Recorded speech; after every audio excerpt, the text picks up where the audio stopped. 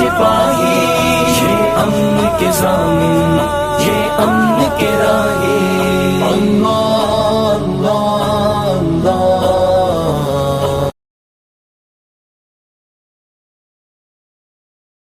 اللہ عنہ بفتح تستر الى عمر رضی اللہ عنہ فسألني عمر وكان ستة نفر من بكر بن وائل قد ارتدوا عن الإسلام ولحقوا بالمشركين، فقال ما صار النفر من بكر بن وائل قلت يا أمير المؤمنين قوم قد ارتدوا عن الإسلام ولحقوا بالمشركين ما سبيلهم من القتل؟ فقال عمر لأن أخونا أخذتهم سلما أحب إلي مما طلعت عليه الشمس من صفراء وبيضاء. قلت يا أمير المؤمنين وما كنت ثانيا بهم لو أخذتهم؟ قال لي كنت عارضا عليهم الباب الذي خرجوا منه أن يدخلوا فيه، فإن فعلوا ذلك قدمت منه، وإلا استودعتهم السجن كذا في الكنز.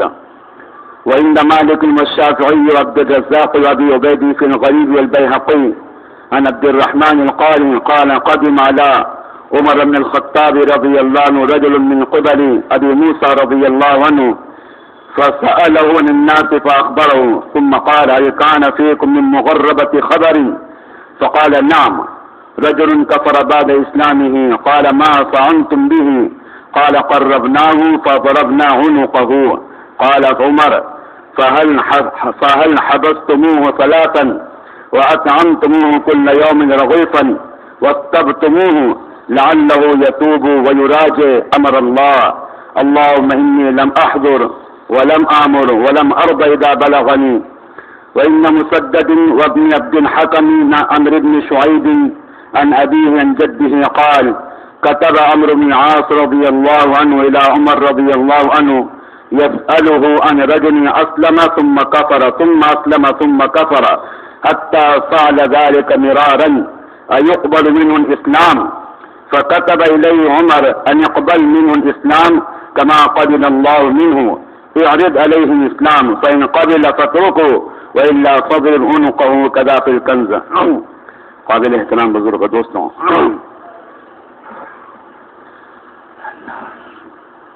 دعوت کی محنت میں سب سے بنیادی چیز داعی کے دل کا وسیع ہونا ہے۔ دعوت کی محنت میں سب سے بنیادی چیز داعی کے دل کا وسیع ہونا ہے۔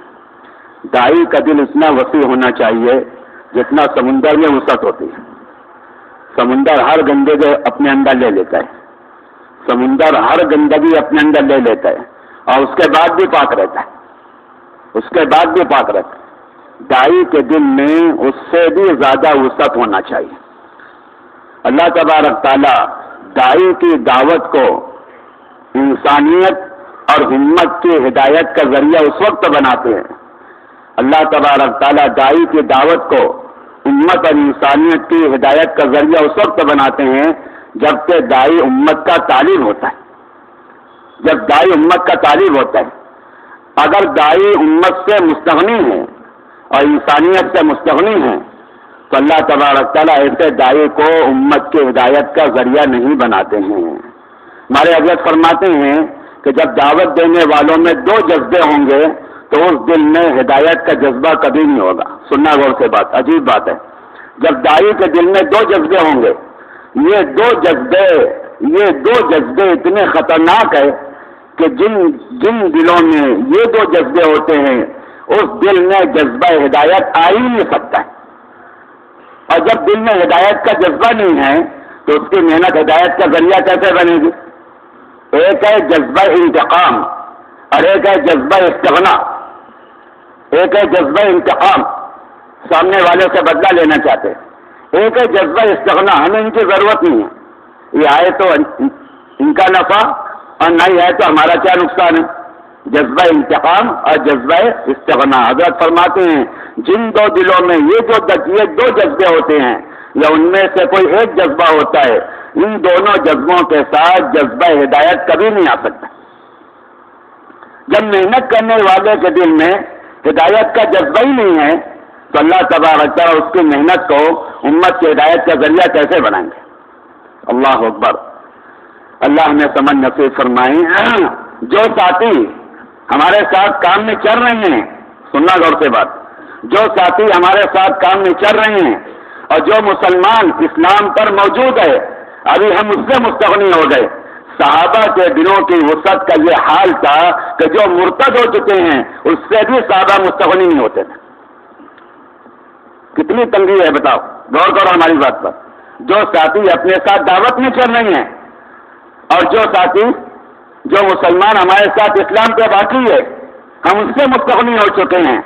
صحابہ کے دنوں کی وسعت کا یہ حال تھا کہ جو شخص تو اسلام چھوڑ چکا ہے، مرتد ہو چکا ہے، اسلام اس کا ختم ہو چکا ہے، صحابہ اس سے بھی مستغنی نہیں ہوتے تھے۔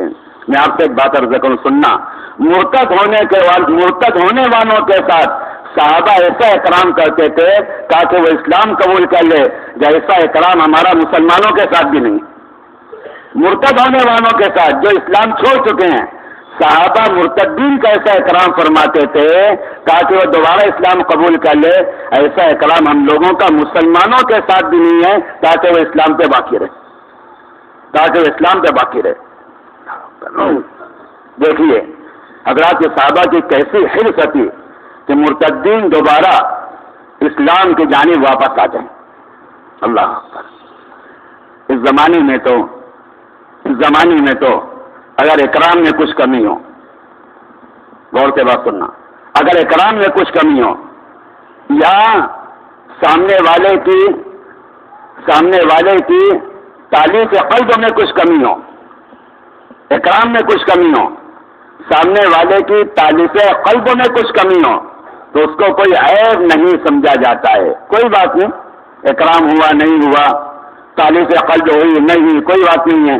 حضرات صحابہ کا یہ حال تھا جب مرتدین کے ساتھ اکرام نہیں ہوتا تھا اور ان کی تعلیف قلب کا اہتمام نہیں ہوتا تھا تو صحابہ اللہ تبارک تعالیٰ سے پناہ طلب کرتے تھے، اے اللہ ان لوگوں نے مرتد کا ایسا اکرام نہیں کیا جیسا اکرام ہمیں کرنا چاہیے تھا، اس لیے وہ دوبارہ اسلام قبول نہیں کر سکا، اے اللہ اس کمی کوتاہی میں میں شریک نہیں ہوں، تو مجھے اپنے عذاب سے محفوظ رکھ۔ مرتدین کے اکرام میں جو کمی ہوتی تھی اور ان کے تعلیف قلب میں جو کمی ہوتی تھی، صحابہ ایسے موقع پر اللہ کے غضب اور غصے سے اللہ کی پناہ مانگتے تھے۔ آج تو مسلمانوں کے اکرام میں جو کمی ہو رہی ہے، مسلمان کو اسلام پہ جمانے پر جو کمی ہو رہی ہے، اس کمی کا احساس بھی دلوں میں نہیں ہے اور نہ اس کو اپنے لیے کوئی عیب سمجھا جاتا ہے۔ دیکھیے عمر بن خطاب رضی اللہ تعالیٰ عنہ کیسے حریص تھے کہ مرتد دوبارہ اسلام کی جانب واپس آ جائے۔ ابو موسیٰ رضی اللہ عنہ فرماتے ہیں جب تستر فتح ہوا تو ہم نے یہ خبر حضرت عمر کے پاس پہنچائی۔ حضرت عمر نے مجھ سے پوچھا کہ بنو بکر ابن وائل کے 6 آدمی جو مرتد ہو گئے تھے ان کا کیا حال ہے؟ عجیب حیرت کی بات ہے، فتح کی خبر دی جا رہی ہے اور عمر کو فکر ہے مرتد ہونے کی، فتح کی خبر دی جا رہی ہے اور عمر کو فکر ہے مرتد ہونے کی۔ تو پوچھا کہ وہ ان 6 افراد کا کیا حال ہے بنو بکر ابن وائل کے جو مرتد ہو چکے تھے، ان کا کیا حال ہوا؟ ابو موسیٰ کہتے ہیں میں نے کہا امیر المومنین یہ چند لوگ تھے جو اسلام سے مرتد ہو گئے اور مشرکین کے ساتھ لاحق ہو گئے، ہمارے پاس تو کوئی حل نہیں ہے سوائے قتل کرنے کے، ہم نے قتل کر دی، ہمارے پاس تو کوئی حل ہی نہیں ہے نا سوائے قتل کرنے کے، ہم نے قتل کر دیا۔ جیسے ہمارے پاس کوئی حل نہیں ہے ساتھیوں کی غلطیوں کا سوائے اس کو ذلیل کرنے کے، اگر کوئی ساتھی سے غلطی ہو جائے تو سوائے اس کو ذلیل کرنے کوئی حل ہی نہیں۔ تو صحابہ نے کہا کہ ہمارے پاس تو کوئی حل نہیں ہے سوائے قتل کرنے کے۔ سنیے حضرت عمر فرمانے لگے اگر تم ان کو صحیح سالم پکڑ کر لے آتے تو مجھے ساری دنیا کے سونے چاندی سے زیادہ محبوب تھا۔ ان کو صحیح سالم پکڑ، کن کو؟ مسلمانوں کا نہیں، مرتد ہونے والوں کو، کہ اگر تم ان کو صحیح سالم پکڑ کے لے آتے یہ مجھے زیادہ محبوب تھا سارے سونا چاندی کوئی مالک بننے سے۔ تو ابو موسیٰ کہتے ہیں میں نے کہا امیر المومنین اگر آپ ان کو صحیح سالم پکڑ لیتے تو آپ ان کا کیا کرتے؟ اگر ہم ان کو صحیح سالم آپ کے پاس لے کر آتے تو آپ کیا کرتے؟ حضرت عمر نے فرمایا میں ان پر اس دروازے کو دوبارہ پیش کرتا جس سے وہ نکل چکے ہیں، یعنی اسلام دوبارہ پیش کرتا۔ اسلام کے فضائل سمجھاتا، اسلام کی اہمیت سمجھاتا۔ اگر وہ قبول کر لیتے تو الحمدللہ مسلمان ہیں، اور اگر وہ قبول نہیں کرتے تو میں ان کو قتل نہیں کرتا، بلکہ میں ان کو جیل میں داخل کرتا تاکہ ماحول سے متاثر ہو کر دوبارہ توبہ کر لیں۔ اللہ اکبر۔ اتنا کرنے کے بعد بھی عمر بن خطاب رضی اللہ عنہ مرتدین کے قتل پہ آمادہ نہیں ہے۔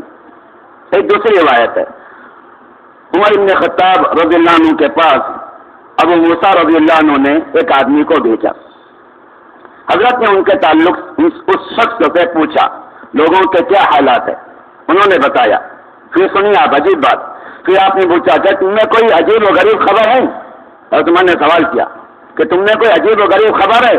کہنے لگے ہاں، ہمارے درمیان ایک مسلمان تھا، وہ اسلام لانے کے بعد مرتد ہو گیا، تو آپ نے فرمایا کہ تم نے اس کے ساتھ کیا کیا؟